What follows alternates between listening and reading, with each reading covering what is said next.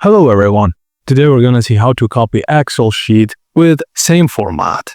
First method is to copy Excel sheet by dragging. Click on the sheet tab you want to copy. Hold down the Control key on your keyboard, then drag the Sheet tab to the location where you want to copy. Release your mouse and Control key. A copy will appear within the name like Sheet number. Secondly, try right-click to duplicate. Right-click on the Sheet tab, select Move or Copy from the menu. In the dialog box, under Before Sheet, choose where to place the new copy. Then check the box to create a copy and click OK. And finally, the third method is using the ribbon. Go to the Home tab. In the Cells group, click Format. Choose Move or Copy Sheet from the drop-down, and in the dialog box, pick where you want to place the copy and check Create a Copy, then click OK.